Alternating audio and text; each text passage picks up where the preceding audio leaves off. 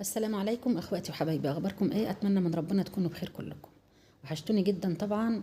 اول حاجه في فيديو النهارده بشكر كل الناس اللي انضمت للقناه واشتركت معانا، سواء جداد او قدام.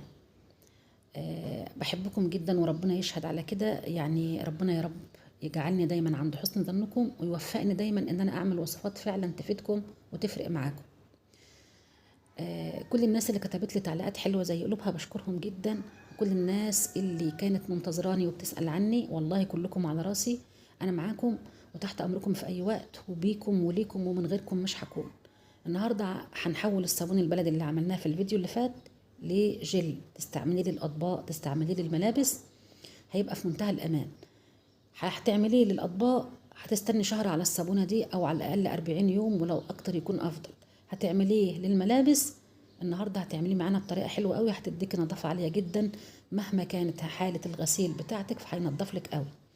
هنضيف له إضافات بودر هتعلي من جودته جدا. بس النهارده مش هندور على شفافية ولا هندور على قوام بقى وألوان والكلام ده، احنا هندور على وصفة تنضف معانا. طبعا احنا وزننا الصابونه وكانت حوالي 200 جرام واكتر، خدنا قطعه ونص وبشرتهم.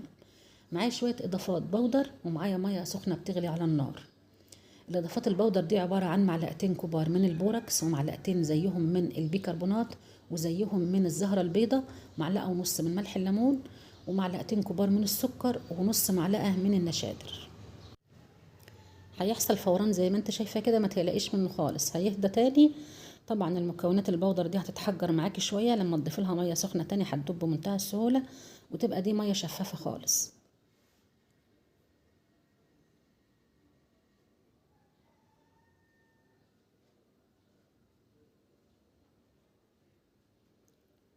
زي ما انت شايفه كده بالظبط، هزود ميه وادوب.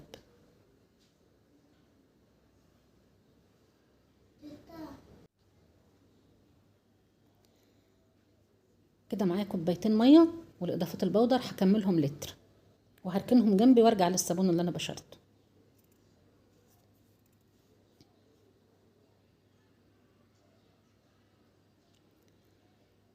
لتر ميه سخنه بتغلي هنزل بيها على الصابون وادوبه. تقليبه مع التانية هيدوب معاكي بمنتهى السهوله.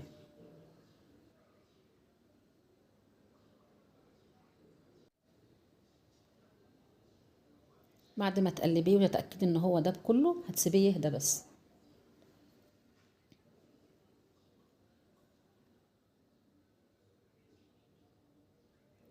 هيبقى معاكي بالشكل اللي انت شايفاه، بيتقل من فوق وميه من تحت. هتديله تقليبه، وكل المكونات اللي دوبناها في ميه هننزل بيها بس على دفعات. كل مره هتقلبي كويس قوي عشان تضمني التجانس مع الجل اللي انت عاملاه. كل مره بتضيفي دفعه من الميه اللي فيها اضافات بودر بيتغير معاكي شكل الصابون، وكل ما تقلبي يرجع لطبيعته تاني. طيب بضيفه ليه على دفعات؟ لانك انت لو ضفتيه دفعه واحده هيفصل معاكي، وهيتحول اللون الشفاف اللي انت شايفاه ده للون حليبي، ويمكن كمان يبقى زي الميه. فلما تضيفيه بالتدريج افضل بكتير، واحده واحده. ودايما تعودي في شغل المنظفات كل خاماتك تضيفيها لاي وصفه بتعمليها بالتدريج، واحده واحده.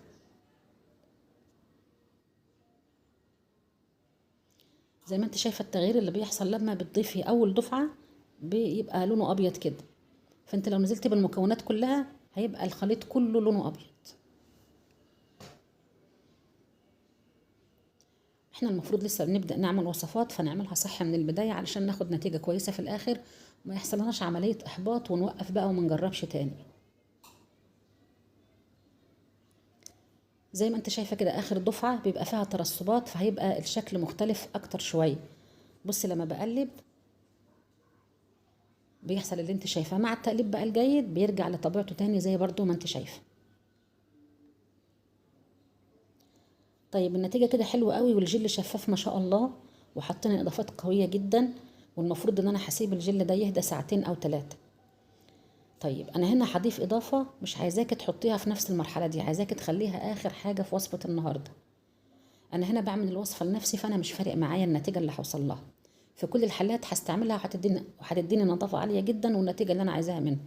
لكن انت بتعملي حاجه انا عايزاكي تكوني راضيه عنها عشان تحفزك تستمر معانا.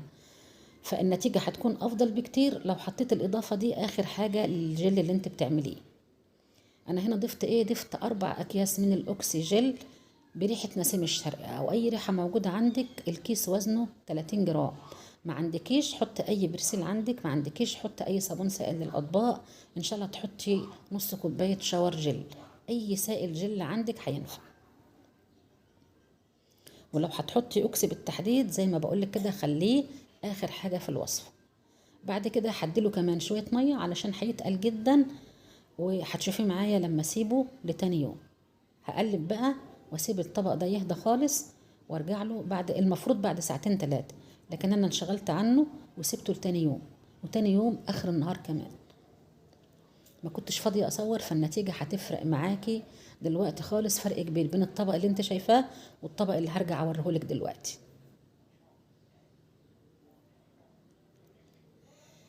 زي ما انت شايفه كده، هي دي النتيجه الطبيعيه لما بتضيفي اي اضافات بودر لاي جل بتعمليه من الصابون البلدي، بالذات لو بتعمليه بالطريقه بتاعتنا. الصابونه نفسها لو دوبتيها في ميه بس بتكون النتيجه مختلفه، بتفضل شفافه والجل بتاعها تقيل ما شاء الله. كل الاضافات البودر اللي احنا حطيناها هي اللي وصلتنا للنتيجه دي، علت من جوده المسحوق بس قضت خالص على الشفافيه. حسب انت بقى ما انت عايزه جوده ولا عايزه شفافيه، انت اللي هتحددي. عايزه جوده نفذي معانا الوصفه، عايزه شفافيه كملي معانا الفيديو اللي جاي، هنخلي الوصفه دي شفافه جدا ان شاء الله باذن الله. والناس القديمه معايا في القناه القديمه عارفين ازاي هنعمله، وهنكرره تاني ان شاء الله. انتظري بس الفيديو اللي جاي. انا هنا بقى هظبط القوام وهعدل الشكل خالص، كل ما اضيف ميه الشفافيه هترجع، بس هترجع بسيطه مش زي ما احنا بنعملها في الشغل القديم.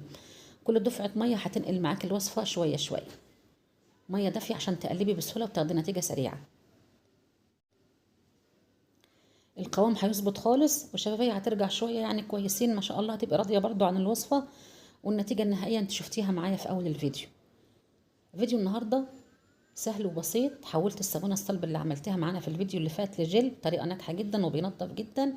هستنى رايك في الوصفه لو انت نفذتي معانا الصابون، وان شاء الله هستنى رايك برضو في الوصفه لو حولتيه لجل. بحبكم جدا، وتاني مره بشكركم على تعليقاتكم الحلوه اللي زي قلوبكم. ربنا يا رب يديمكم نعمه في حياتي، وان شاء الله انا بيكم ومعاكم دايما ومكملين باذن الله. طيب احنا بنجرب كده درجه حموضه الصابون زي ما انت شايفه كده. الرقم بعيد خالص عن الرقم 9 اللي المفروض يكون عليه اي جل بتعمليه جديد يعني. ايه اللي هيحصل؟ هتسيبيه 3 4 ايام او اسبوع هيظبط معاكي جدا.